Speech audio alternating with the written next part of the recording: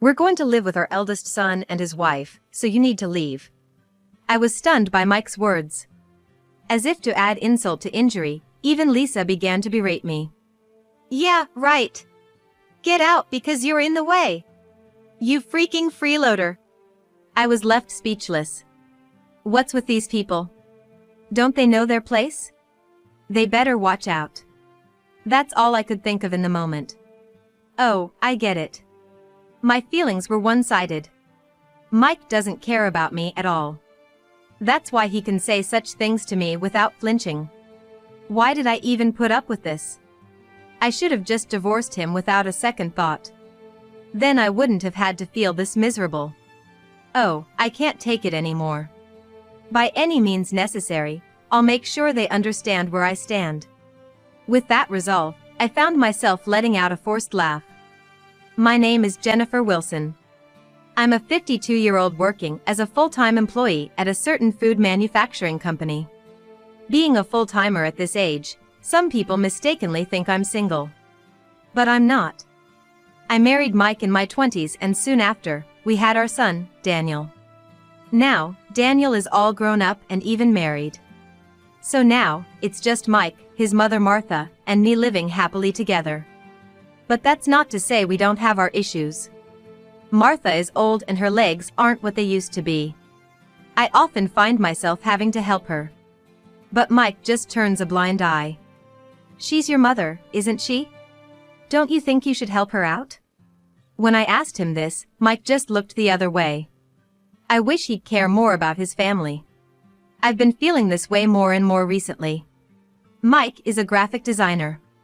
He's independent now, but he used to work in the creative department of an ad agency. I met Mike when he was still with the agency. Is there anything you'd like to discuss? Mike, who had come to my company for work, asked me that. There's a little thing here. Oh, sorry, I shouldn't be butting in since I'm not an expert. No, ads aren't just for professionals. Your input is valuable. Mike kindly reassured me. He seemed like such a gentle person. That was my impression of him back then. Later, as we communicated through work, Mike asked me out. Of course, I accepted, and eventually, we got married. But about 10 years into our marriage, Mike said, I'm thinking of quitting my job and going solo. You think you can make it on your own? Even after getting married, I continued working. So, we've had a comfortable life. But by this time, our son Daniel, born shortly after our marriage, was in upper elementary school. Things are fine now, but soon we'll have to spend more on things like tutoring. Besides, I'm worried that Mike or I might not be able to work anymore. With these thoughts, I couldn't understand why Mike would want to give up his current stability. That's why I responded the way I did. I'll get work from my current company. Plus, you're doing a side job. Huh? A side job? You used to go to the office, but now you're working from home, right? Actually, I switched to remote work after our marriage. Of course, to spend more time at home and not neglect the household chores. There was an opening in managing the company's online store, which worked out well for me. Yet, Mike seemed to think I had quit my job and was just doing some sort of side job. It's not a side job, I just switched to working from home. Don't put on airs. Even a side job is a respectable job. I tried to explain several times, but Mike wouldn't listen. The discussion ended with Mike's misunderstanding. In the end, we discussed several times, but Mike never changed his opinion. Eventually, Mike quit his job and went independent. I was filled with anxiety. But contrary to my worries, his work seemed to be going well. He looked healthier and, above all, more relaxed. Things seem to be going well. Yeah, folks from my previous job are giving me work, and I can spend time with Daniel on my days off. It's fantastic. That's all good news. I felt relieved. But a few years later, another issue arose. I brought it up to Mike. What? You want to put my mom in a nursing home? Your mother said she wants to because she's getting weaker. What do you mean? I struggled to respond to Mike's confrontational tone. Of course, I'd love to take care of Martha. But with household chores and work, it's not that simple. Daniel is also in middle school now, soon preparing for high school. It's a critical time for him in many ways, so I can't just focus on Martha. I explained all of this to Mike. However, he began to grumble. You gonna abandon my mom? It's not like that, but Martha said dash. It's exactly like that. If it's that tough, just quit your side job. I was at a loss for words. Right now, my salary is the main support for our household. Mike contributes too, but it's just a small portion.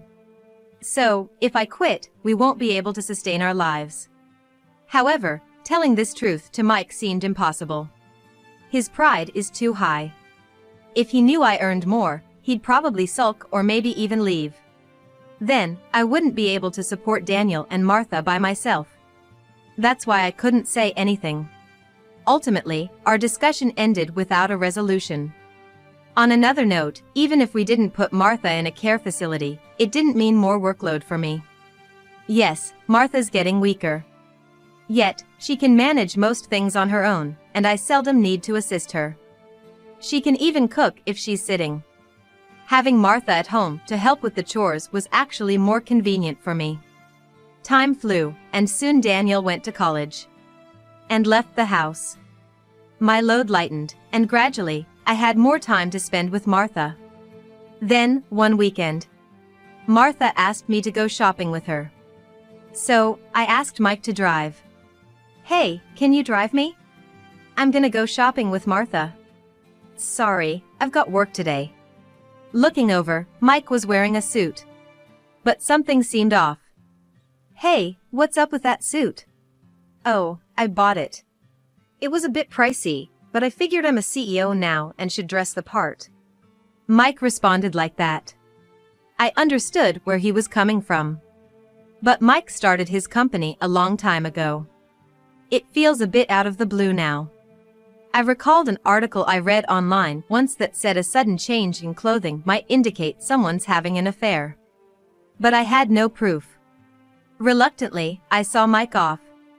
Later, I went out with Martha by cab, but I couldn't get Mike off my mind all day. Is he really having an affair?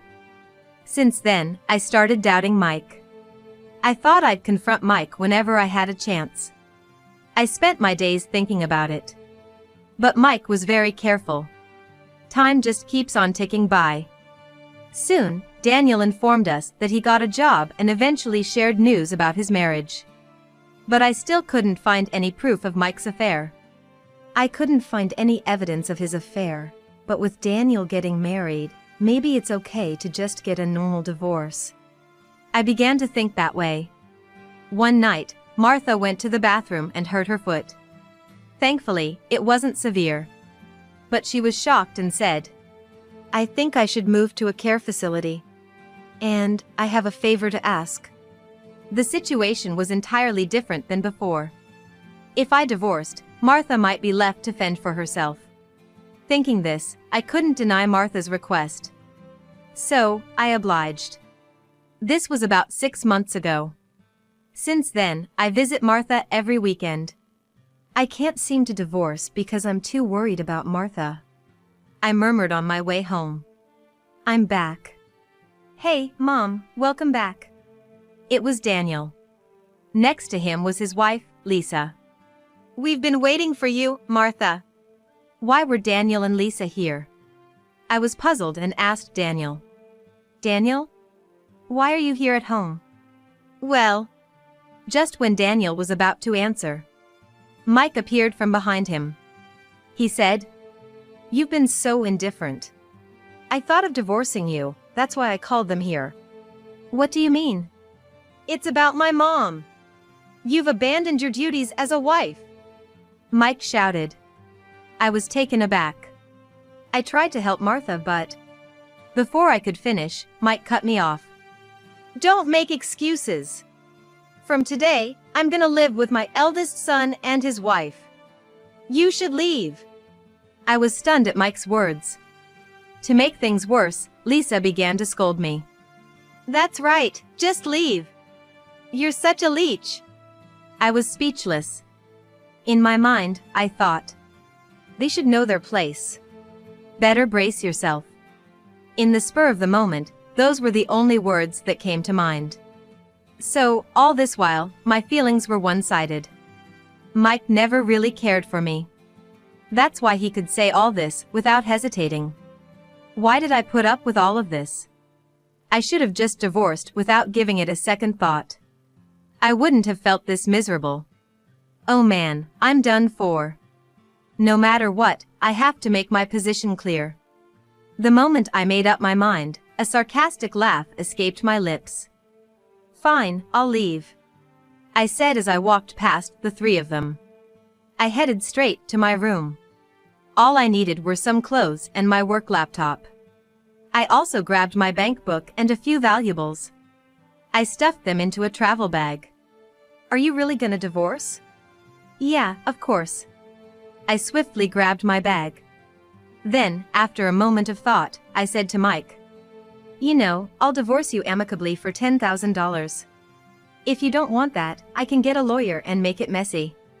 It feels a bit cheap, considering the emotional damage he's done. But right now, I don't have the energy to fight with Mike. That's why I purposefully offered terms favorable to him. Why should I pay you anything? Because you've pushed me to the edge mentally. But still. I stared hard at Mike as he started to speak. Then, with a smirk, I told him. So, should we involve lawyers? If you've been cheating, $10,000 won't cut it. What? At least $30,000. If you've got nothing to hide, that should be okay, right? Given Mike's nature, I knew he'd opt for the former. In a way, it was a risky gamble. Mike gritted his teeth in frustration.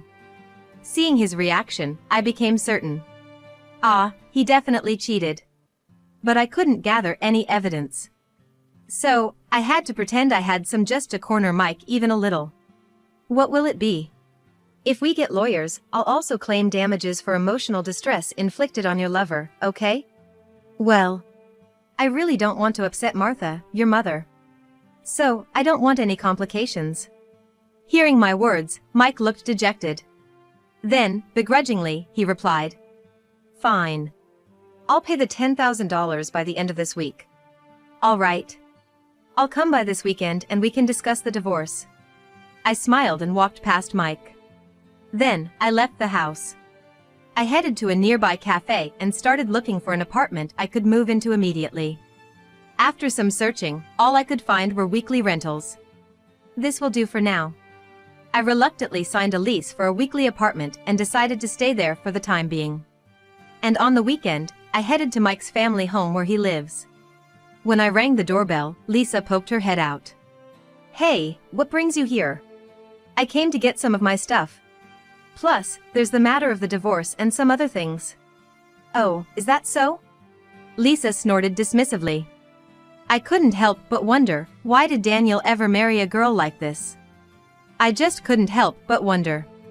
But setting that aside, as I entered, Mike was waiting inside. There was an envelope on the table. There's alimony inside. Understood.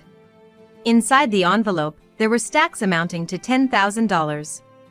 I checked it and put it in my bag. Well, I'll have the movers take out the rest of my stuff from the room. Do as you please. Mike seemed to be sulking. Even though he was the one who wanted the divorce, I wonder what he's so upset about? I carried on with the move, puzzled. Eventually, when the move was done, I handed Mike a bank book. This is the bank book for the account where you'll deposit the living expenses. You used to give it to me, but now you'll have to deposit it yourself. I get it. Mike grabbed the bank book as if snatching it away. I couldn't help but think he acted like a child. Afterwards, I went to the living room where Daniel and Lisa were. I need to talk to both of you. What is it? I don't really want to talk though. Just take this. As I took out the bank book, Lisa's eyes lit up. Wait, are you giving me money? No, this is the bank book for the living expenses account. Oh! Lisa looked clearly disappointed. Use it to manage the living expenses you receive from Daniel. Geez, always fussing over small things. Lisa muttered under her breath. I pretended I didn't hear and told her. You'll be in charge of managing the living expenses for the family, including Mike. Got it? Yeah. Lisa replied, sounding rather annoyed. I sighed and left the room. I had given them the bank book for living expenses. Now I had no ties to Mike and his family. I felt somewhat relieved. Just a few days after that exchange, I was working in my room when my phone unexpectedly rang. Who's calling at this busy hour? Sighing, I picked up my phone. The screen displayed Daniel's name. Isn't he working right now? I checked the time. It was just past 10 a.m. It was too early for a lunch break, so maybe something urgent came up? With various thoughts running through my mind, I answered the call. Hello? What's up, Daniel? Mom! Where are you? I'm at home, what's wrong? As I replied, Daniel raised his voice even louder. The account's empty. What's going on? I momentarily pulled my phone away due to the loudness. I quickly put it back to my ear and asked, You mean the living expenses account I gave you? Of course. Why is it empty? How are we supposed to live like this? That makes sense. I had given it to him with a zero balance. After all, the funds were from my salary. So, there's no obligation for me to leave any money in it. Thinking that, I replied to Daniel. Did you not deposit the living expenses? I asked, and Daniel mumbled, searching for words. Strange, what's going on? I pressed him again. Didn't you put in the money for living expenses? I didn't. I thought Mom had deposited it. Why would I deposit money? I'm not living with you guys. At my words, Daniel fell silent. I continued, trying to reason with him. I told Lisa, didn't I? To deposit the money you gave her for living expenses. Well, yeah, but it's not just about putting your paycheck into the household. What's so hard about it? Just then, Daniel whispered in a low voice. Because. What? What did you say? I was fired. I don't have a salary. Daniel raised his voice. What? Fired? Yeah. The truth is. Daniel began explaining why he moved back to his family home. A little while before Daniel moved back, he had made a major mistake at work. A single mistake wouldn't normally get someone fired. But Daniel tried to pin the blame on one of his subordinates. If the mistake came to light, he wouldn't get promoted. Being demoted would be embarrassing. It seemed he blamed someone else out of self-preservation. However, his deception was easily uncovered. And he was forced to resign. Don't you have a severance package? Or unemployment benefits? It's all gone. I've spent everything. After quitting, he seemed to have been living off his savings. He had unemployment benefits, so life was easier than he had anticipated. He should have looked for a new job during that time. But Daniel did nothing, thinking he'd easily find another job due to his skills. He wasted time hanging out with Lisa. By the time he began job hunting, no one would hire him. It was then that Mike offered to let him move in. I came thinking I'd live off Dad's money, but Dad keeps saying he's broke. That's unfortunate. Listen, Mom, could you just transfer some money to my account? Just for this month? Daniel pleaded with me. I told him. You can't trick me with that. It's not a joke. I'm serious. A joke? No, it's payback. You guys kicked me out, didn't you? At that, Daniel was momentarily speechless. But he quickly retorted. It was Lisa and Dad who did that. I had nothing to do with it. By not stopping them, you're just as guilty. Reflect on that with the two of them. Goodbye. I hung up the phone. I blocked incoming calls from them. That should teach them a lesson. I chuckled, waiting for a call from the other two. However, I never got a call from Lisa. It's been about a month since Mike and I divorced. I think Mike's gonna call soon. I checked the calendar. Today was the end of the month. If all went well, Mike should call today. As I pondered this, I received a text on my phone. It's here! The text was an invitation from Mike. Luckily, it was a Sunday and I was off work. I headed to the rendezvous point, excitedly. I have a hunch about what Mike's been talking about. The real issue is how Mike will react when he finds out the truth. As I entered the meetup spot, a cafe, Mike was already there. Sorry for the wait. With a warm smile, I took the seat opposite Mike. I noticed Lisa sitting next to Mike. I stared hard at Lisa, which clearly made her uncomfortable, prompting her to speak up. Stop staring at me like that. Oh, I apologize. So, why are you here? It's a big deal for our family's finances. Lisa frowned. It looked like she was pretty pissed. If it weren't for that, I wouldn't have the motivation to get back at her. I murmured to myself. Soon, when I glanced at Mike, he hesitated a bit before speaking. Hey, I got a call from the real estate agent. You know anything about it? Real estate agent? What could it be? As I tilted my head, Lisa looked even more irritated. Pointing at me, Lisa said, You know something, don't you? Just admit it. Well, even if you say so. I pretended to be confused. Mike then leaned in slightly. The agent was going on about the rent. But we own our house. Right. So, I told them they got it wrong, but then they threatened to sue me. Mike tapped the table with his fingers. He seemed quite agitated, so I decided to come clean. Did you make sure to deposit the living expenses? Huh? Yeah, I did. You're lying. If you had, this wouldn't have happened. Hearing that, Mike flinched. With a smile, I explained the real deal. The rent they're talking about is for Martha's house. It should have been deducted from the bank book I gave you. Wait. We own our house. We shouldn't have to pay any rent. Well, Martha sold the house. So now, it's no longer yours. Both Mike and Lisa looked confused by my words. So, I decided to explain it all from the beginning. Some time ago, when Martha decided to go to a nursing home, there was one major issue. Her monthly pension would cover the regular costs, but she couldn't afford the initial fees. So, I suggested a leaseback to Martha. With a leaseback, she wouldn't have to move and would get a lump sum. But, she would need to pay rent. That's why I used the $500 you put in the house for the rent. What about the living expenses then? I was covering all of it. By the way, it's $2,000 a month. Mike and Lisa were shocked. If you'd kept paying the living expenses, it would have been deducted as rent, and that would have been the end of it. But if you understand, make sure to deposit it promptly. And keep doing so.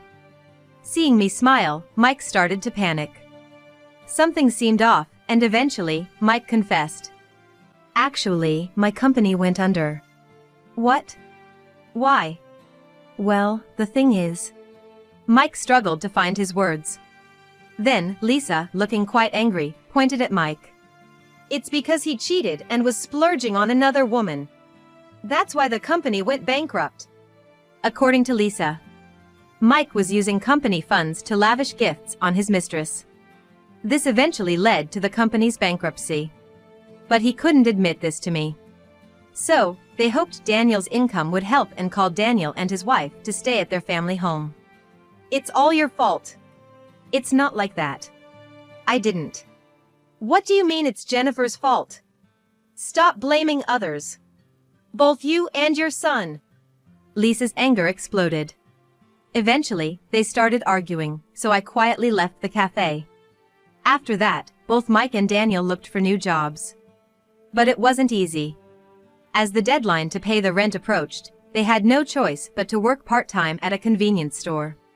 However, Daniel couldn't stand being bossed around by younger students and quit soon after. Meanwhile, Mike, being teased for being in his 50s, stopped showing up for work. In the end, they both borrowed money from some shady lenders and were forced to work on a fishing boat to repay the debt. I heard they're up north catching crabs now. Lisa quickly gave up on the two of them.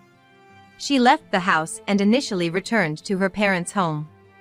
However, debt collectors came there too, and now she's apparently working hard in a bar. As for me, I'm enjoying living alone.